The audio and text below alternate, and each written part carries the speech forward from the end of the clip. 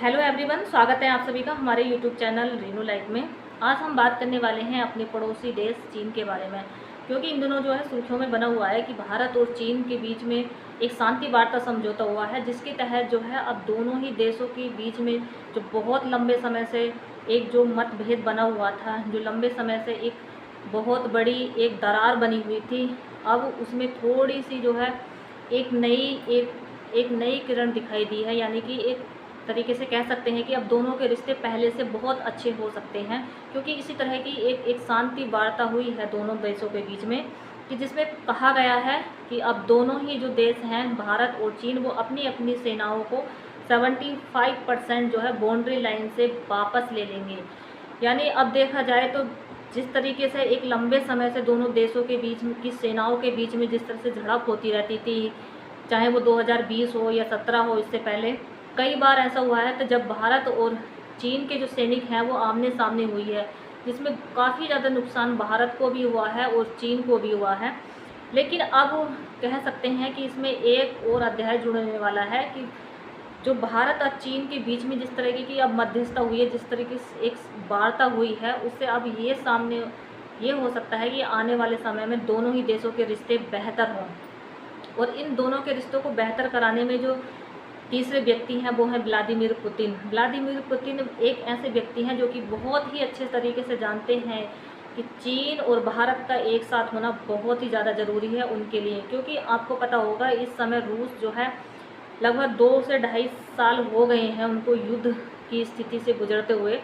उनका युद्ध यूक्रेन और रूस के बीच में जिस तरीके से युद्ध चल रहा है, उससे अब लगता है कि व्लादिमीर पुतिन को चीन और भारत का साथ जरूर ही चाहिए। इसके लिए उन्होंने अपनी एक योजना, एक रणनीति बनाई होगी, जिसके तहत उन्होंने भारत और चीन को एक टेबल पर बैठाकर दोनों के बीच में इस तरीके की जो शांति वार्ता है उसको उसको तैयार किया है, उसको रूपरेखा दी है। वो अपने आप में बहुत ही ज़्यादा उनकी एक दूरदृष्टि सोच को बताता है, क्योंकि यूक्रेन के साथ रूस का लगातार युद्ध चलना रूस के लिए बहुत ही ज़्यादा परेशानी का एक विषय हो गया है, क्योंकि इतने लंबे समय तक युद्ध में बने रहना अपने आप में बहुत ही ज़्यादा चुनौतीपूर्ण है। क्योंकि अगर यूक्रेन की बात करें तो यूक्रेन को तो जो है नाटो देशों से समर्थन मिल रहा है, और वहीं अमेरिका भी यूक्रेन के साथ में, जहां से उसको वेपन्स, हथियार वगैरह इस तरह के युद्ध की जितनी भी सामग्री हैं यूक्रेन को नाटो देश सप्लाई कर रहे हैं। वहीं अगर रूस की हम बात करें तो रूस जो है अपने दम पर ये युद्ध लड़ रहा है, क्योंकि उसके पीछे कोई भी सपोर्ट में खुलकर नहीं सामने आया है। वैसे तो अगर कहा जाए तो देखा जाए तो चीन रूस के समर्थन में है, और अगर हम भारत की बात करें तो भारत भी हमेशा से ही रूस के समर्थन में तो रहा है, लेकिन वो खुलकर जो है सामने नहीं आ पाता है। लेकिन अब उसको ये समझना बहुत ज़्यादा ज़रूरी होगा रूस को, कि अगर उसको अपनी इकोनॉमी को बनाए रखना है, अपने देश को बैलेंस करके रखना है, चलना है और युद्ध में भी रहना है, यूक्रेन को परास्त करना है, तो उसको भारत और चीन का साथ जरूर ही चाहिए। जिसके चलते इनकी एक आगे की जो योजना है या रणनीति है, उसका एक स्टेप हो सकता है। उन्होंने ऐसा सोचा होगा कि क्यों ना भारत और चीन की दोस्ती एक बार फिर से करा दी जाए, ताकि उनके ऊपर अगर किसी तरह का कोई भी अगर खतरा हो जाए तो वो उनके पीछे खड़े रहें। क्योंकि आपने देखा होगा युद्ध के समय भी जिस तरीके से रूस के ऊपर इतनी सारी जो पाबंदी लगाई गई हैं, उनके ऊपर जिस तरीके का बहुत ही ज़्यादा अंतर्राष्ट्रीय उनके ऊपर प्रेशर रहा है, उस समय भी भारत हमेशा रूस के साथ खड़ा हुआ नज़र आया है। क्योंकि भारत ने, आपने देखा होगा, भारत ने रूस से तेल लेना जो है ख़रीदना कभी कम नहीं किया, जिससे कि रूस को काफ़ी ज़्यादा फ़ायदा हुआ, उसको डॉलर मिलते रहे और उसकी इकोनॉमी को आगे बढ़ाने के लिए रूस को हेल्प मिली। वहीं उसके जो देश के जो बाकी जो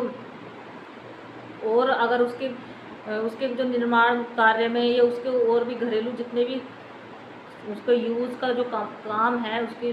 देश के लिए, वो वहाँ से चीन से सप्लाई होता रहा, ताकि रूस जो है सर्वाइव कर सके और लंबे समय तक युद्ध में बना रहे। इसके चलते हो सकता है व्लादिमीर पुतिन ने इस तरह का ये फैसला लिया हो, और उन्होंने चीन को और भारत को एक साथ लाने की एक पहल की है, जो कि सक्सेस तो मानी जा रही है। लेकिन आने वाला समय होगा कि कितने समय तक ये ऐसा हो पाता है? क्या भारत और चीन के रिश्ते एक बार फिर से पहले की तरह हो सकते हैं या नहीं हो सकते हैं, वो तो एक आने वाला समय ही बताएगा। लेकिन फ़िलहाल दोनों के देशों के बीच में इस तरीके का अगर ये सक्सेसफुल हो जाती है, अगर ये शांति वार्ता अच्छे से हो जाती है, अगर ऐसा होता है तो दोनों ही देशों के रिश्ते एक बार फिर से बहुत अच्छे होंगे। और दोनों ही देशों के लिहाज से देखा जाए तो ये बहुत अच्छा भी है, क्योंकि जहाँ भारत के लोगों के लिए भी एक बहुत अच्छी खुशखबरी होगी और चीन के लिए भी होगी, क्योंकि युद्ध जो है किसी भी देश के लिए, किसी भी कहीं उसके लिए अच्छा नहीं है। वो हमेशा देश को अंदर से जो है खोखला कर देता है, अगर ऐसा देखा जाए। क्योंकि शांति वार्ता ही, शांति ही एक युद्ध का उसको मतलब समाप्त किया जा सकता है, एक बहुत अच्छा विकल्प है। ऐसे में चीन और भारत का एक साथ आना बहुत ही ज़्यादा ज़रूरी है, क्योंकि बॉर्डर लाइन पर अक्सर देखा गया है चीन और भारत की जो है आए दिन झड़प होती रहती है। इससे पहले कई बार ऐसा हुआ है जब भारत और चीन की सीमाएं आमने सामने हुई हैं, युद्ध जैसी स्थिति बनी थी। आपने देखा होगा 2020 में जब भारत और चीन की सेना के बीच में झड़प हुई थी, उसमें भारत के भी कुछ सैनिक मारे गए थे और चीन को भी इसमें नुकसान हुआ था, चीन के भी कुछ सैनिक मारे गए थे उसमें। तो ये समझने वाली बात होगी कि अब जिस तरीके से भारत की जो विदेश नीति है वो अब एक नए और तरफ जा रही है। भारत की जो विदेश नीति है वो एक तरीके से बहुत ही अच्छी विदेश नीति मानी जाती है, क्योंकि भारत हमेशा से ही एक अच्छे स्टेप के लिए जाना जाता है, एक शांति वार्ता के लिए। पूरे विश्व में अगर भारत की बात कही जाए तो एक बहुत ही ज़्यादा मजबूत स्थिति में स्टैंप खड़ा हुआ है भारत। तो ऐसे में भारत की जो विदेश नीति है वो इसमें जो एक बहुत ही अच्छा काम हुआ है कि चीन और भारत के रिश्ते पहले से बेहतर हों, ये सभी चाहते हैं ऐसा हो। लेकिन वहीं देखा जाए तो भारत के जितने भी पड़ोसी देश हैं, वैसे तो भारत की अगर पाकिस्तान से देखा जाए तो पाकिस्तान कभी भी नहीं चाहेगा कि भारत और चीन के रिश्ते अच्छे हों, क्योंकि इसमें पाकिस्तान को बहुत ही ज़्यादा डर है। पाकिस्तान के साथ तो भारत के रिश्ते वैसे भी अच्छे हैं ही नहीं, और बाकी पड़ोसी देश देखा जाए तो वो भी कुछ इतने ज़्यादा अच्छे रिश्ते उनके साथ है नहीं, देखा नहीं जाता। तो फ़िलहाल भारत का अगर देखा जाए तो रूस से भारत का जो है बहुत ही अच्छा रिश्ता रहा है, बहुत ही अच्छी दोनों के देशों के बीच में एक अंडरस्टैंडिंग है, जो कि होनी भी चाहिए, बहुत ही अच्छी है। ऐसे में व्लादिमीर पुतिन का ये प्रयास लगभग सक्सेस हुआ है और वो जानते हैं कि दोनों ही देशों का एक साथ रहना बहुत ही ज़्यादा ज़रूरी है रूस के लिए। फ़िलहाल इस विषय में आपकी क्या राय है, हमें कमेंट करके ज़रूर बताइए। मिलते हैं इसी तरह की नेक्स्ट वीडियो में, तब तक के लिए जय हिंद।